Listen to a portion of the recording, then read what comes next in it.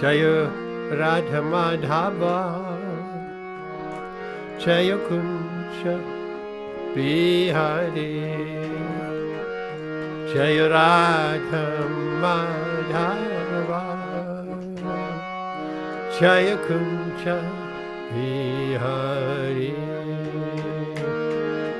Gopi Janavallabha Jaya Giridvaradhari Giridvaradhari Jai Gopi Janavallabha Jaya Giridvaradhari Jaya Giridvaradhari Jaya Yashodanandana Jaya Prachanaranshana Jaya Yashodanandana Prachanaranshana Jaya Yamunatira Vanachari Jaya Kunja Bihari Jaya Yamunatira Vanachari Jaya Kunja Bihari Jaya Radha Madhava Jaya Kunja Bihari Jaya Radha Madhava Jaya Kunja Bihari Hare Krishna Hare Krishna Krishna Krishna Hare Hare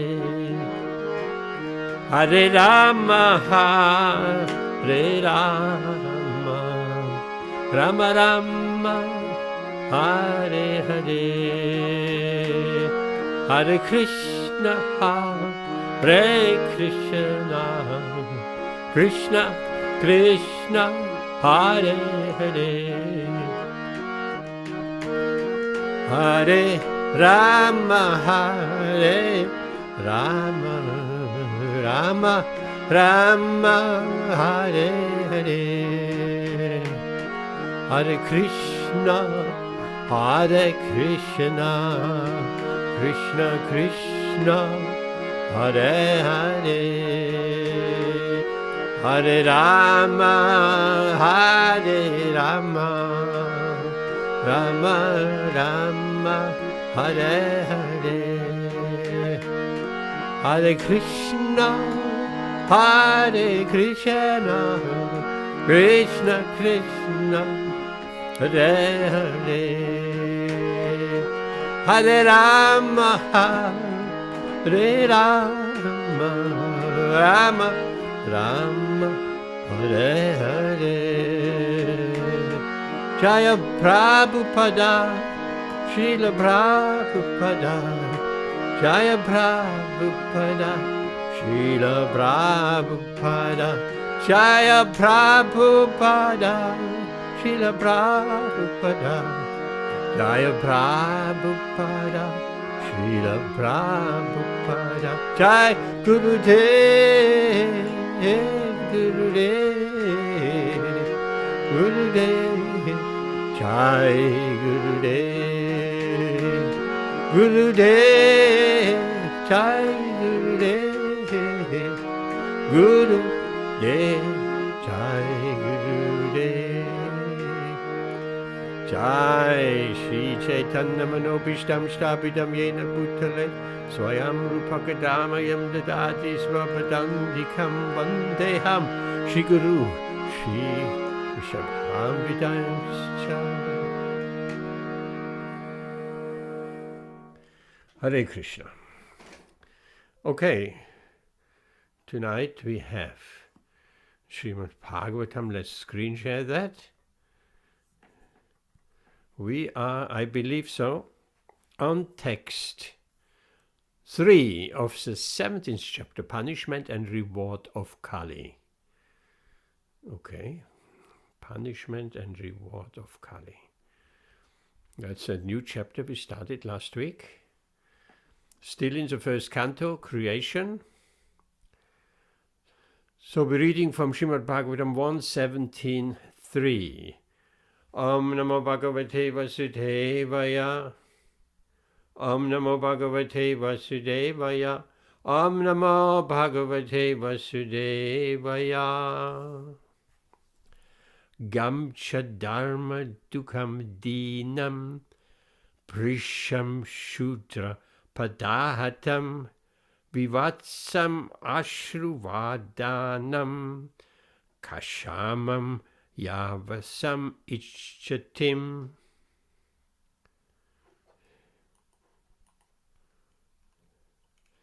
Translation. Also the cow is beneficial because one can draw religious principles from her. She was now rendered poor and calfless. Her legs were being beaten by a shooter. There were tears in her eyes and she was distressed and weak. She was hankering after some grass in the field. So one moment. Let me just check one technical thing. Is okay, everything is okay.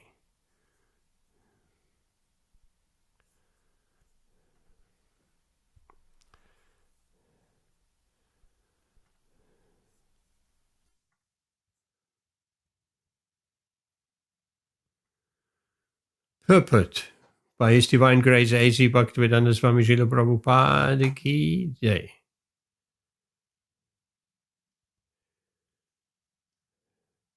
The next symptom of the age of Kali is a distress condition of the cow.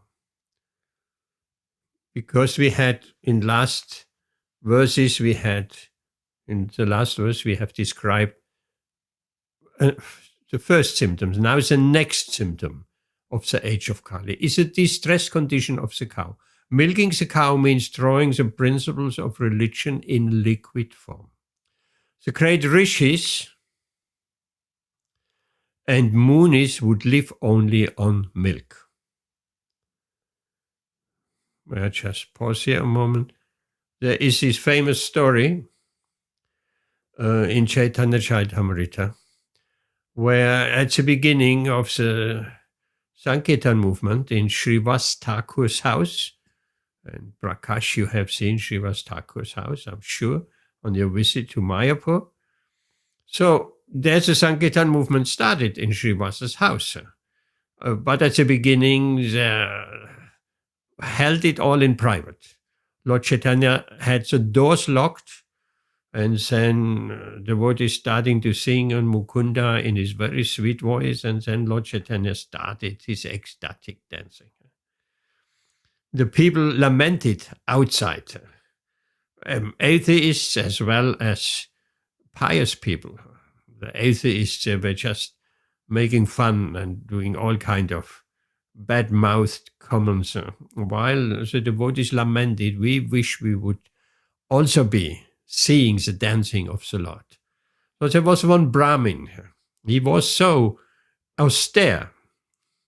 He only lived of drinking milk. Therefore, here, the rishis and munis, they lived only on milk. So this Brahmin, a very pious soul, he lived only on drinking milk. Milk is a miracle product. Milk directly from well-taken care of cows, not from the supermarket. So he begged Srivas Thakur, with his eyes, let me only once see Lord Chaitanya's dancing. And Srivas Thakur said, but the Lord Gauranga has forbidden anybody unauthorized to come here to witness his dancing. So he said, no, I can't let you in. I know you're very pious soul, but I can't let you in. And then again and again and again, the Brahmin begs, the next day, the next day, the next day. So eventually Srivas Thakur relented. He said, okay, because you're such a pious soul, I will let you in and hide you.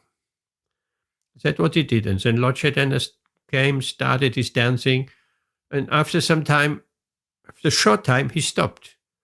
And he said, why I am not feeling the usual ecstasy? Is there someone in the house which shouldn't be here? Oh, then Srivas Thakur, he had to talk. He said, yes, my dear Lord Gauranga, there is this Brahmin, he's only drinking milk and he's a very pious soul, and he begged me to just once witness your dancing, and he's hiding here. And Lord Chaitanya became actually very angry. He said, you think anybody thinks you can achieve me by drinking milk? And he chased the Brahmin out, and the Brahmin, very distressed, he ran out. But he had seen a little bit of the dancing, and he ran out and thinking to himself, I'm the most fortunate soul in the universe. I have seen the Lord dancing. And Lord Chaitanya could understand the Brahmin's humble attitude, and he thinking like that, and he said, okay, brings that Brahmin back. And he blessed him. I think he put his feet on his head. So that was just another soul just drinking milk. So we'll carry on. Srila Shukadev Goswami, who would go to a householder while he was milking a cow, and he would simply take a little quantity of it for sustenance. That's also an interesting, we heard earlier on in Bhagavatam, said Shukadev Goswami, he would stay at the householder's door only as long as it took to milk a cow. Hare Krishna Jayanti, welcome. So how long does it take to milk a cow? Maybe 10 minutes, maybe 15 minutes. So long he stayed at the door of a householder to beg a little bit of milk, and then he moved on. So here Srila Prabhupada is saying, even 50 years ago, no one would deprive a sadhu of a quart or two of milk, and every householder would give milk like water. It is a duty of every householder who is a Sanatanist, a follower of Vedic principles, to have cows and bulls as household paraphernalia. Not only for drinking milk, but also for deriving religious principles. And of course, we know that not only the milk and deriving religious principles, the cow dung, the cow urine, everything is beneficial of the cow, from the cow.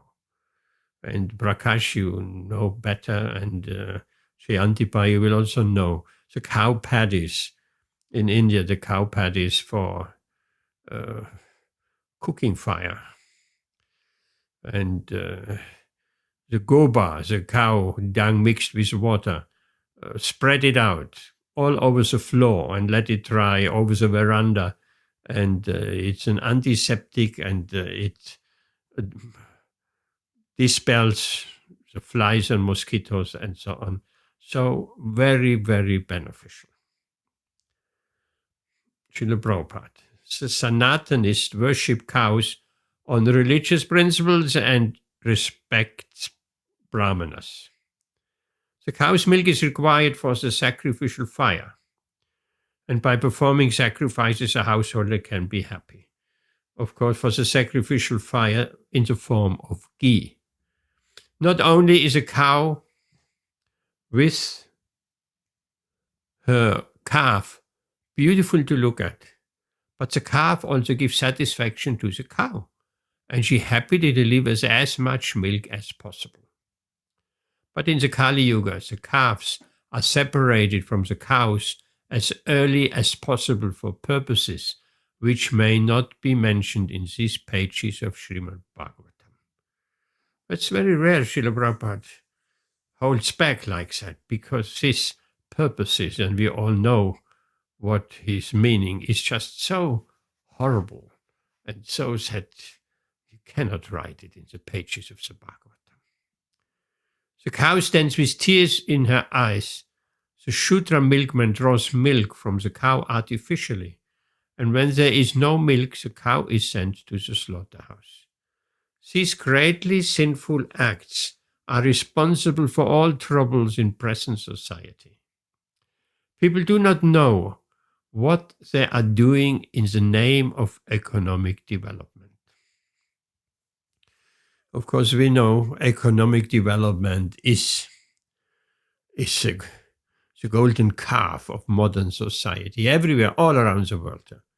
Economic development is the goal of life. It has replaced all religious principles. The supreme religious principles of today is economic development. And of course, what is a next step after economic development? Why everybody wants economic development? Because sense gratification, to fulfill one's lusty desires. It starts with religiosity, dharma, artha, kama, moksha. It starts with dharma, artha, economic development. And then for what? For the purpose of karma, sense gratification, fulfilling one's lusty desires, beyond what is needed to keep body and soul together. So that has become the goal of human life. It's not the goal of human life. And if we want to speak in terms of dharma, artha, kama, moksha, then the supreme dharma is pure devotional service. That is the highest. And then moksha, nowadays, Srila Prabhupada writes, nobody is interested even in moksha. All what they are interested is artha and kama, sense gratification, no moksha, and staying within the householder situation till the end of life. And Shastra and Srila Prabhupada, that these are Griha Medis. They're not Grihastas. A Grihasta has to spend 25 years in the brahmachari state, 25 years only in the householder ashram, 25 years vanaprashta, and the remaining 25 years, if one comes to the age of 100, then that should be spent of living the lifestyle and of the sannyas ashram. Srila Prabhupada writes further, the influence of Kali will keep them in the darkness of ignorance. Despite all endeavors for peace and prosperity, the people will fail to achieve them unless they try to see that the cow and bulls are happy in all respects. Foolish people do not know how one earns happiness by making the cows and bulls happy. But it is a fact by the law of nature.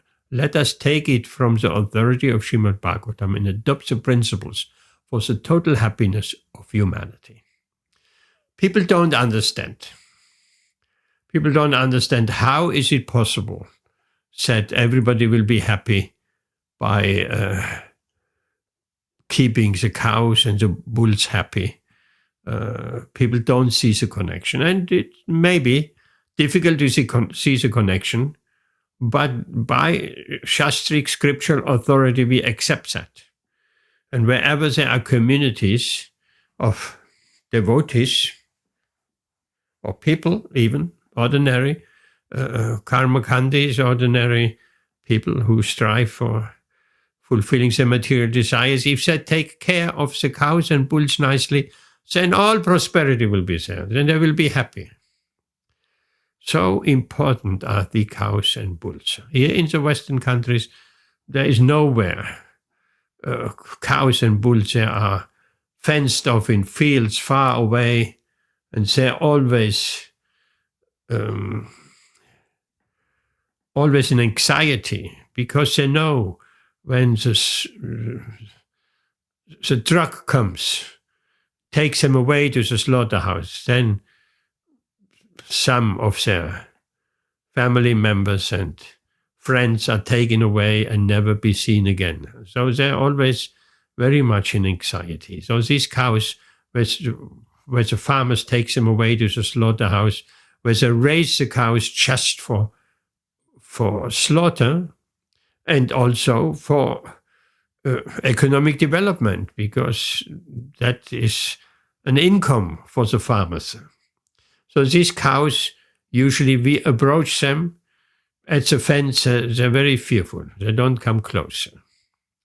There are some smaller farms where the cows are a little bit more taken care of, and not very often we can actually come close to the cows.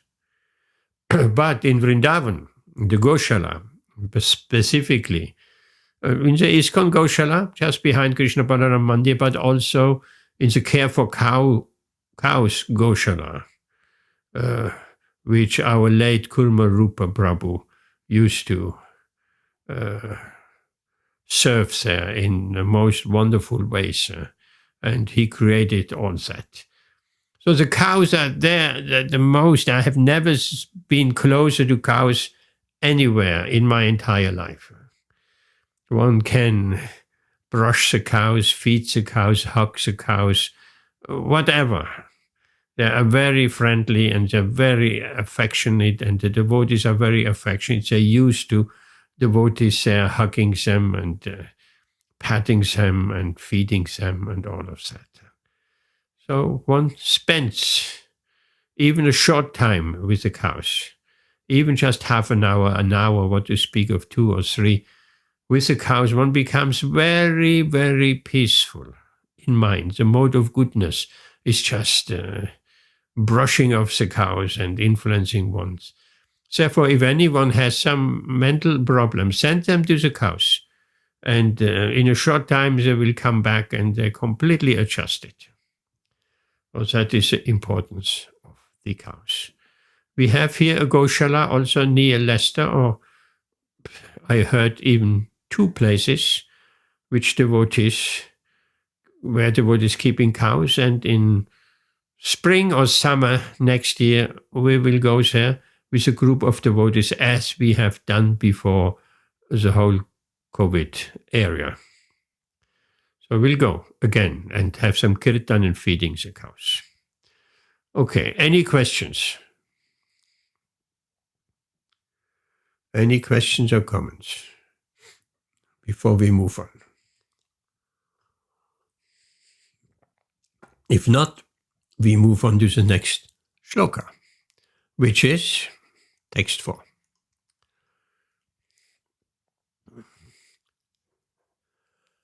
Papracharatam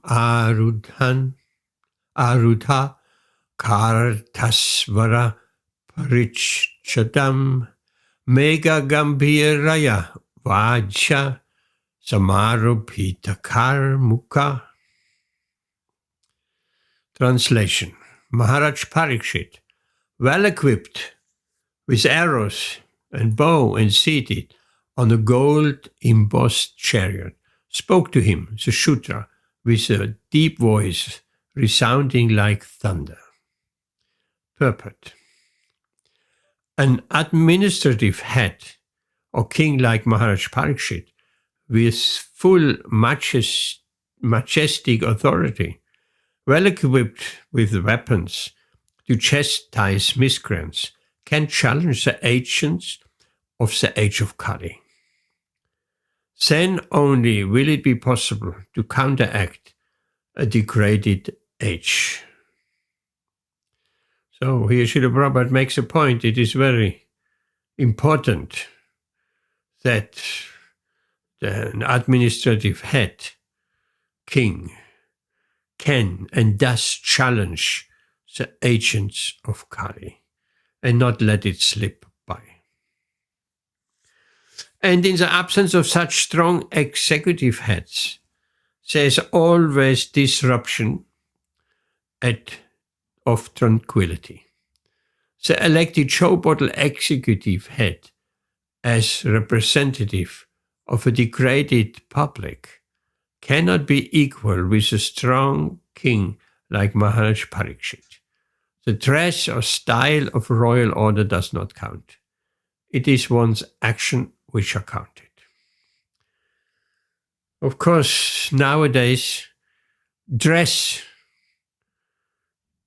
and style counts for everything.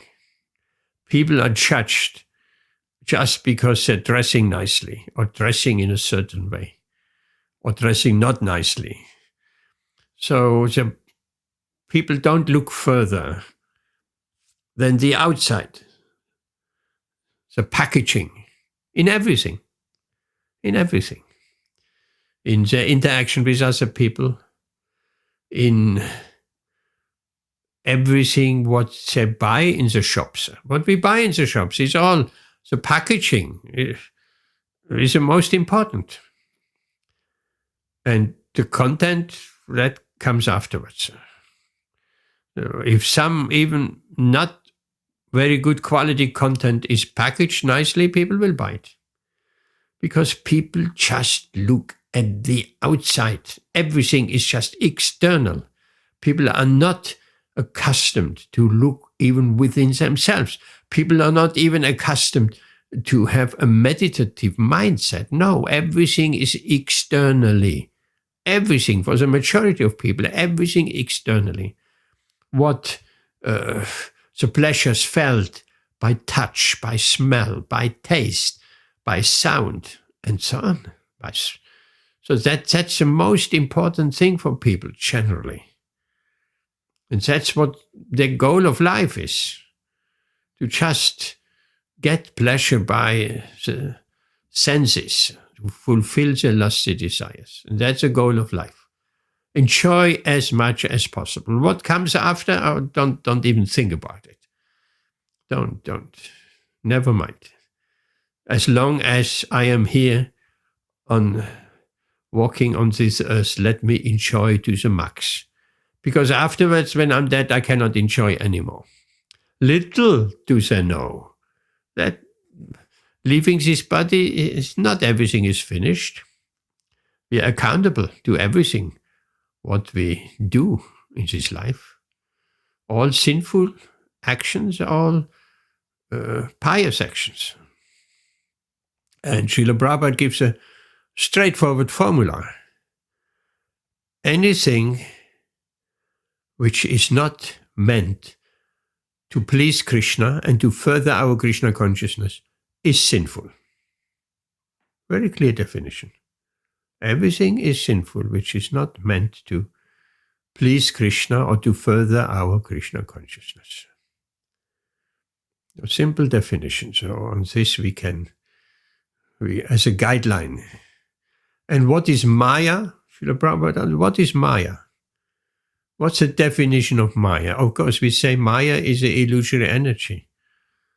Srila Prabhupada gives us a nice definition as well. Maya is that energy, what takes us away from Krishna. Again, it's the same theme. What takes our mind away from Krishna, that's Maya. It comes in various forms. And the devotee is asking, shall we think of Maya as a person? Srila Prabhupada said, in the beginning, think of an energy, person later on. So we can think of Maya as an energy. Of course, we have to recognize, mostly, people don't recognize, and devotees don't even recognize when Maya strikes. And Maya strikes her. She's very cunning. She comes through the back door. There's a little bit inattention in our execution of Krishna consciousness, in our chanting. Immediately through the back door, Maya comes, and almost unnoticed, she takes us away from our devotional service. She takes us away from our meditation about Krishna. She takes us away of our mind being at the Lord's lotus feet. Before we know, we haven't realized, and we are in deep trouble. one devotee was asking Srila Prabhupada, what shall I do? Maya is always attacking me. And Srila Prabhupada said, oh, very good. You realize and you can see when Maya is attacking. Because first of all, we have to see that Maya is attacking us. So it's very good, he said to the devotee, you can see Maya's tricks, Maya's attacks. Again, most people cannot see. So again, anything what is diverting our attention away from Krishna, that is Maya. Okay, let's move on to text 5.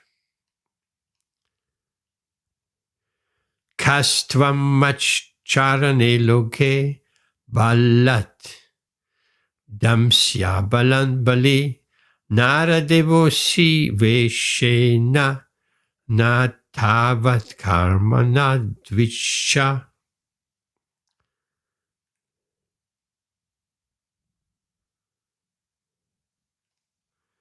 Translation.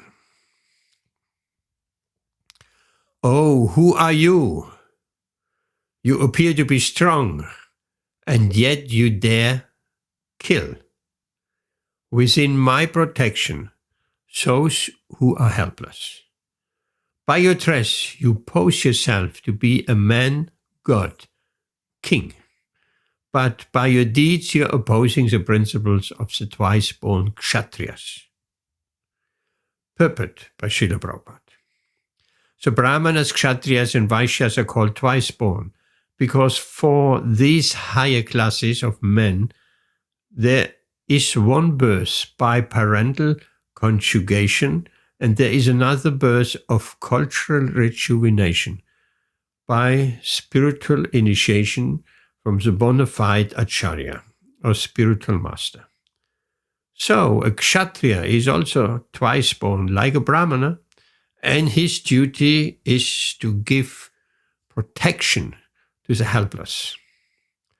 The Kshatriya king is considered to be a man-god, or representative of God, for giving protection to the helpless and chastising the miscreants. One could ask, how did monarchy so much degrade?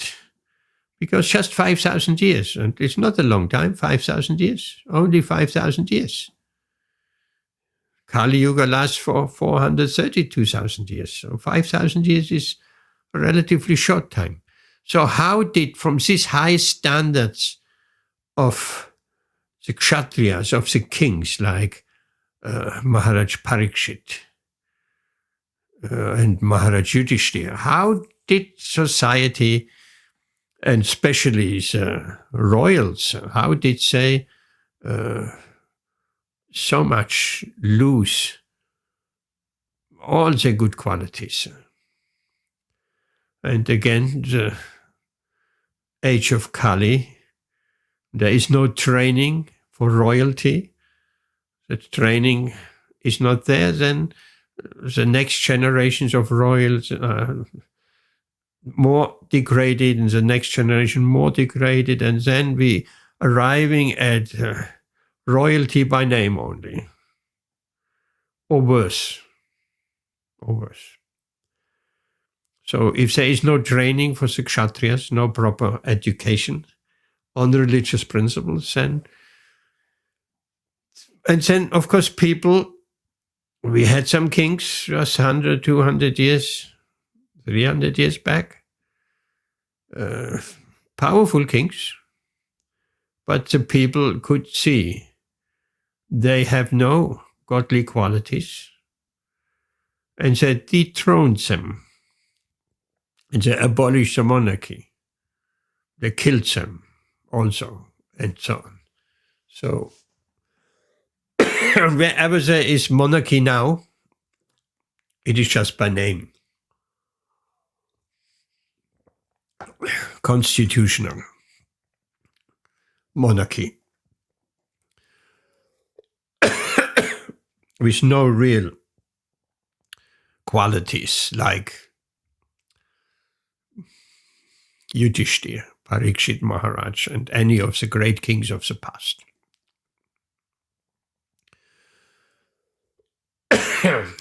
Srila Prabhupada says further, whenever there are anomalies in this routine work by the administrators, there is an incarnation of the Lord to re-establish the principles of a godly kingdom. And then, of course, Lord Krishna says in Bhagavad Gita, Yada yada hi dharmasya glani bhavati bharata abhuyutanam dharmasya tadatmanam shrijamyaham. Whenever and wherever there is a decline in religious principles and so on, then he says, then I descend to re-establish the principles of religion and to subdue the demoniac, the demons. And he says, Paritranaya Sadhunam in the next verse, that I come actually to protect my devotees. One may ask the question, if Krishna comes when there are some anomalies in the routine work of the administrators, the kshatriyas, the kings, then Krishna incarnates. Why Krishna has to come himself to kill these demons? Couldn't he not do that via his energies? Krishna has multiple energies, or via his deputies, or via his lieutenants, via his devotees? Yes, of course. But that Krishna comes to kill the demons, that is not actually the reason. When Krishna says yada yada hi dharmasya, that's not the reason. The real reason is to relieve the anxiety of his devotees who are so eager to see the Lord. That's the real reason. And that is, of course, a relationship of love. Devotees always want to see and experience and be in the presence of the Lord. So to reciprocate with those desires of his devotees, the Lord will appear. That's the main reason why he comes. To kill the demons, that is just a sideshow, and to re-establish the religious principles again. Srila Prabhupada writes, in the age of Kali, the poor helpless animals, especially the cow, which are meant to receive all sorts of protections from the administrative heads, are killed without restriction. Thus, the administrative heads, under whose noses such things happen, are representative of God in name only. The kings generally are designated as representatives of the Lord. That has always been. The king is a representative of the Lord. But these administrative heads under whose supervision these horrible killings are happening, they are not representative of God, only in name. Only in name. Such powerful administrators are rulers of the poor citizens by dress or office, but factually they are worthless, lower-class men without the cultural assets of the twice-born. No one can expect justice or equality of treatment for once-born, spiritually uncultured lower-class men. Of course, what is that once-born, twice-born? Once-born, this is our birth from our mother and our parents. That is first birth. Twice-born is our spiritual birth, when we accept the spiritual master and become his disciple, receive initiation, become his disciple. That is a second birth. That is very important. twice born. So the first birth, we have a set of parents. Each lifetime, we have a different set of parents. Next life, there will be another father, another mother, another country, another ethnic group, another civilization. But our second birth, our spiritual culture, our spiritual birth, our spiritual master will be there for us. Each birth until we go back home to Godhead. The spiritual master is not necessarily appearing in the same form. We don't appear in the same form. We change our body. So the spiritual master will appear at one point in our next lifetime, and if we take another birth and guide us back on the spiritual path, again, we'll be coming in contact with the same spiritual master as we had in our previous life. So if we develop some strong faith to Guru, let's say we develop some strong faith to Srila Prabhupada, then next life he will be there for us, help us. But of course, Srila Prabhupada also said, but don't make me come again here. Because the spiritual master at the time of initiation, he promises, I will take his disciple back home to Godhead. And the disciple takes a vow, I will follow my spiritual master. Whatever. Eternally. So if we, due to our material desires, take another birth, Srila Prabhupada says, don't bring me back here. Don't. You go back home to Godhead in this lifetime. That is our duty. That is our prerogative, our facility to develop perfect Krishna consciousness and not take another birth in this material world. Srila Prabhupada continues, therefore in the age of Kali everyone is unhappy due to the maladministration of the state. The leaders of modern human society are not twice born by spiritual culture. Therefore the people's government administered by people who are not twice born must be a government of Kali in which everyone is unhappy. People are unhappy constantly.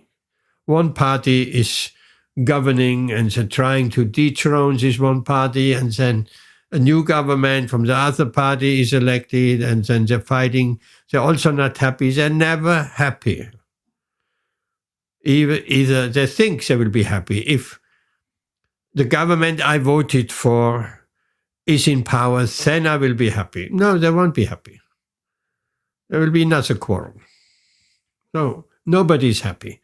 But if there is a righteous government of saintly persons, then, of course, then cow protection will be there and so many other things. Then everyone will be happy. But it must be twice born men, meaning there must be spiritually educated people. The other day, I was discussing with someone, there's so much controversy about racism and this and this and that, but they're missing one point. Of course, that's all valid, but they're missing one point. If we focus on race, then we will get to a stage we had in 1933 in Nazi Germany, where blue eyes and blonde hair, and it was mistaken that's an Aryan race. That's if we focus on race. And I said to the gentleman, no, we are spiritual by constitution. So we should focus on our spiritual advancement, materially, there will be always discrimination. I mean, there will be differences, let's put it like that. Materially, there will be always differences.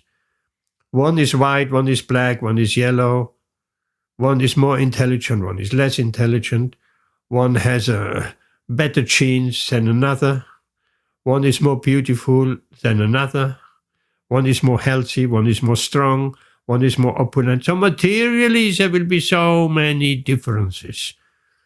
And if we're trying to equal all material differences, then that's a communist regime, and it doesn't work either. So bring everything down to the lowest common denominator, so everybody equal. But after some time, we make everything working class. After some time, then the party bosses, they're driving big cars and they having special positions. So again, inequality comes out.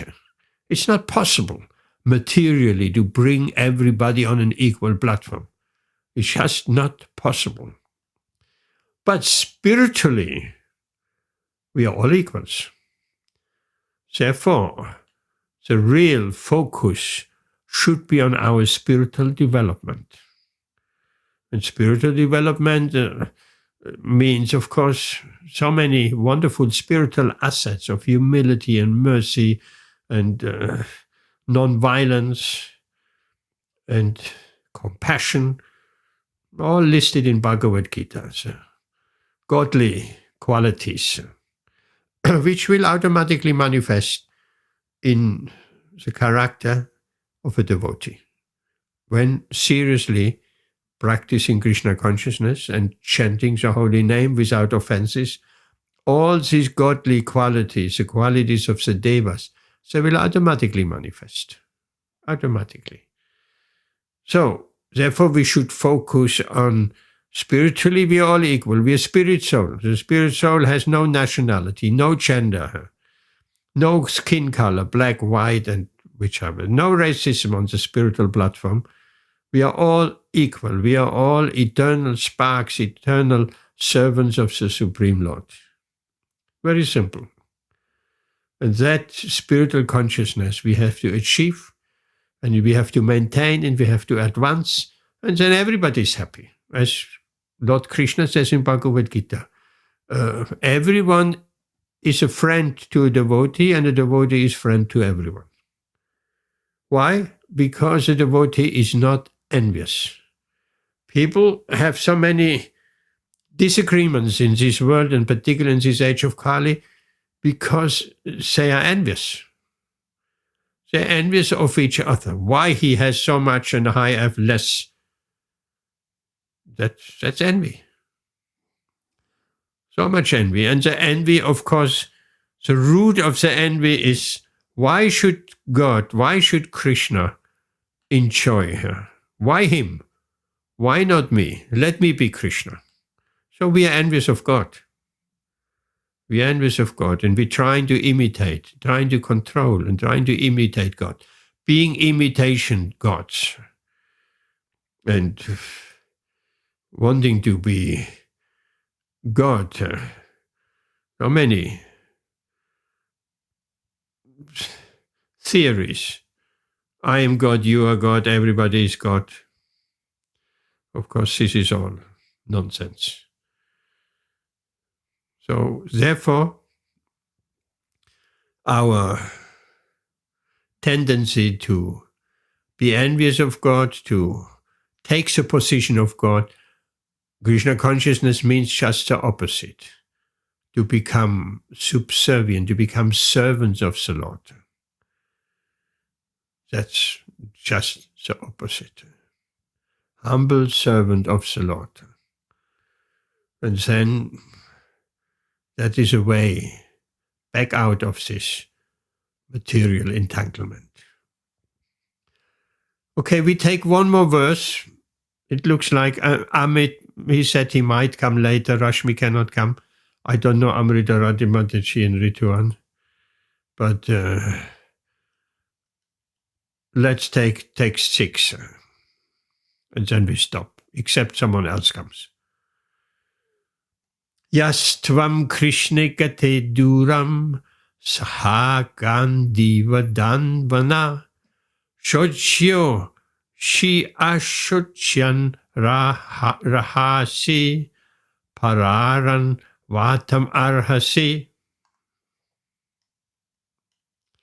Translation. You rogue, do you dare beat an innocent cow because Lord Krishna and Arjuna, the carrier of the Gandiva bow, are out of sight? Since you are beating an innocent in a secluded place, you are considered a culprit and therefore deserve to be killed. Purport by Srila Prabhupada. In a civilization where God is conspicuously banished, and there is no devotee warrior like Arjuna, the associates of the age of Kali take advantage of this lawless kingdom and arrange to kill innocent animals like the cow in secluded slaughterhouses. That's interesting. Srila Prabhupada used to kill the cow in secluded slaughterhouses because here Parikshit Maharaj says, since you are beating the innocent in a secluded place. So slaughterhouses are actually secluded. They're actually secluded. They're not in the Leicester city center. They're not on Gallantry Gate, there's a slaughterhouse, or somewhere city center. No, they're far outside that nobody can see and hear the horrible screams of the animals. And there was one Western philosopher who said if slaughterhouses had glass walls, windows, then everybody would be a vegetarian, basically. That's what he says. Because people don't know, they don't want to see. They don't want to see, they don't want to hear the cruelty, how animals are killed, slaughtered, cut up. Absolutely cruel. So, but people, when they go to McDonald's and get a burger, then they don't think. And they don't want to think what suffering has been caused just by eating said beef burger. What suffering has been caused. And the people are in the chain of karmic reactions and will have to suffer so much is unimaginable. So slaughterhouses are out of town, secluded. Such murderers of animals stand to be condemned to death by order of a pious king like Parikshit Maharaj. So that's very interesting. Nowadays, death penalty is abolished everywhere. Not everywhere, but most. And thought of to be cruel. But in previous times, death penalty was even there for if someone kills a cow or a bull. Welcome, Shushila Ben. That is Shushila Ben, isn't it? I think so.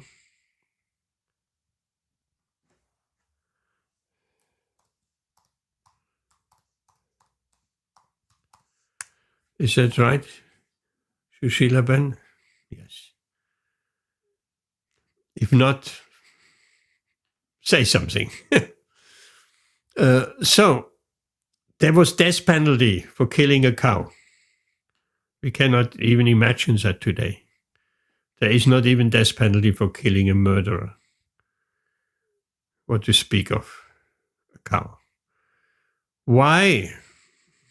The question is sometimes asked, why is in Vedic law, why is a death penalty put forward? Nowadays in America, for instance, death penalty is a kind of revenge, or people say once a murderer is killed, then justice will be done. But that wasn't the purpose of the death penalty in Vedic times. The purpose of the death penalty was, if the murderer is killed, then that suffering is so much less than that suffering he would have to undergo in his next birth. So basically it is a benefit for the murderer, who otherwise will have to suffer tremendous pain over and over and over again. So by getting the death penalty, the karma is served in one go, in one lifetime. And it doesn't have to, the Shastra says that someone who is raising a cow for slaughter, who is selling the cow for slaughter, the person who is buying the cow, the person who is killing the cow, the person who is cooking the meat, buying the meat, cooking the meat, serving the meat, and eating the meat, they all get the same karmic reaction. And they will have to take birth as many times as there are hair on the body of the cow. So that means many, many, many times. They are in abominable conditions. So that chain of karmic reaction, of suffering lifetimes after lifetimes, hundreds, thousands times, that will be all cut short by the death penalty of a murderer or even of a cow killer. Such some thoughts in this direction. For a pious king, the culprit who kills an animal in a secluded place is punishable by the death penalty, exactly like a murderer who kills an innocent child in a secluded place. So, same thing. Any questions? Jayanti Bai, Shushila Ben. Are you well, Shushila Ben? Is your health okay? Or better? Hare Krishna.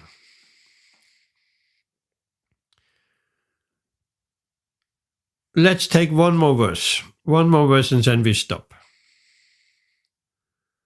Okay, which is text 7. Tvamva mrinnala davala padaryuna padacharan vrisha rupena kim kaschit devona brakri hedayan. Translation. Then he, Maharaj Parikshit, asks a bull, "Oh, who are you? Are you a bull as white as a white lotus, or are you a demigod? You have lost 3 legs of your legs and are moving only on only one. Are you some demigod in the form of a bull who are causing us to grieve?" Purport by Srila Prabhupada. At least up to the time of Maharaj Parikshit, no one could imagine the wretched conditions of the cow and the bull. Maharaj Parikshit therefore was astonished to see such a horrible scene. He inquired whether the bull was not a demigod, assuming such a wretched condition to indicate the future of the cow and the bull. Of course, we know what the cow and the bull who they are. Not a demigod, but the cow is Bhumi, is a personification of Mother Earth, and the bull is Dharma, personification of the religious principles. Both is very important, as we can see, cow and bull, not only in a direct material way. Cow, Mother Earth, Bhumi, and Dharma, religious principles, are very, very important. If religious principles disappear, like in society today, the religious principles are mostly gone. There are some laws, perhaps, based on some religious principles. And Bhumi, the cow, is not taken care of either. Cow is not taken care of. And then we have, at the moment, there is a conference, COP15 in Montreal in Canada, where 190 nations come together and want to stop the mass extinction on this planet Earth, in this world, all over the world, because species are disappearing by the millions. It's a mass extinction, like after the Ice Age. It's a human-induced mass extinction. Whole species, why is it disappearing? Because humans encroach on their territory.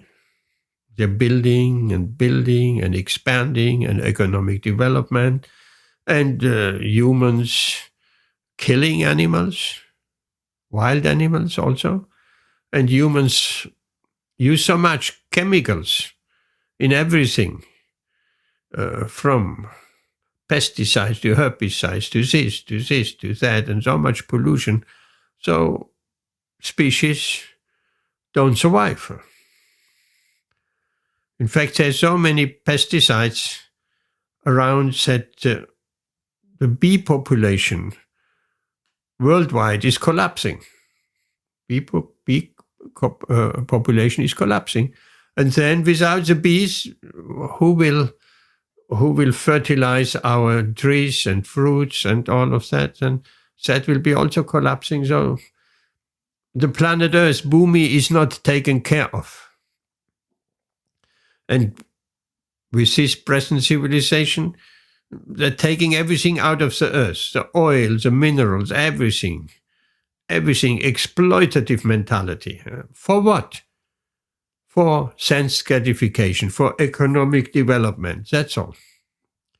They can't be happy without that, and for profit. So the oceans are also in a very bad state. They have these huge trawlers where they're dragging huge, mile-long nets on the ocean floor. They're dragging and catching everything and destroying all the ocean floor, where the ocean floor is it's a habitat for so many species, not just sand on the ocean floor.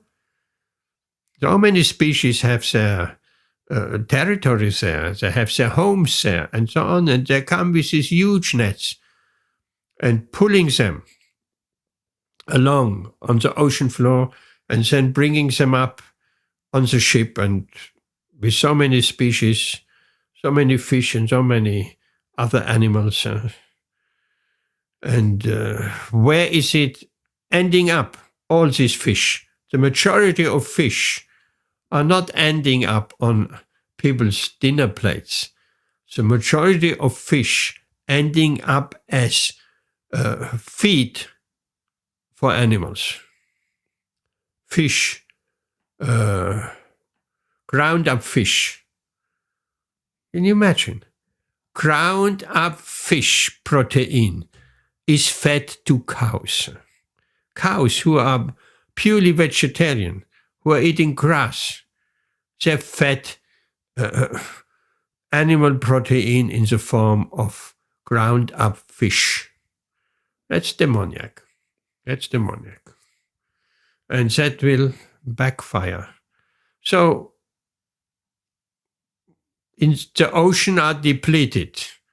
Not only have we put so much plastic in the oceans, we also take all life out of the oceans in a way which is not, which can be not maintained. We're raping our oceans, we're raping our land, everything. So that's Bhumi. Therefore, Bhumi, the cow, is there in front of Maharaj Parikshit with tears in her eyes. She's crying. She's not taking care of her. And Dharma, the bull, is also trembling her. He has lost his legs. Religious principles have disappeared. Mercy, compassion, and cleanliness, that has all disappeared. The only remaining leg of the Dharma, the bull, of religious principles is truthfulness. And that truthfulness is also disappearing very quickly. I mean, how many lies are spoken by even leaders of politicians, by leaders of societies? They're lying and lying and lying. So truthfulness is disappearing. And then Kali Yuga really is advancing very, very quickly. Even though, according to calculations, we have 427,000 years in front of us, we can only imagine if Kali Yuga looks already so bad now, how will it look in 100,000 years? What to speak of 427,000 years? We know from Bhagavatam how bad it will look. People will live underground. People will have children for food. People eat their own children. That is just some symptoms of at the end of Kali Yuga. And then, of course, Lord Kalki comes and he kills everyone. There are no more devotees. At the end of Kali Yuga, no more devotees. Devotees have all gone back home to Godhead. And no more preaching. Srila Prabhupada said, when Kalki comes, there is no more preaching. Now there is preaching. We'll try to save as many people as possible. We'll try to enlighten as many people as possible. Get out of here. Don't come back. And that's preaching going on. But at the end of Kali Yuga, no more preaching. Srila Prabhupada says, only killing. Kalki will just kill everyone. And then, of course, we have a new Satya Yuga. Okay, on that note, we'll stop. If there are any question or anything, we can answer that. If not, we stop here. Thank you for staying here, Jayanti Bai. Hare Krishna to you. And Shushila Ben Mataji, Hare Krishna. We'll see you all back on Saturday. Hare Krishna.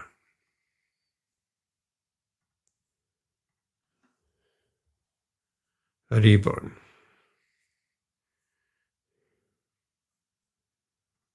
Okay.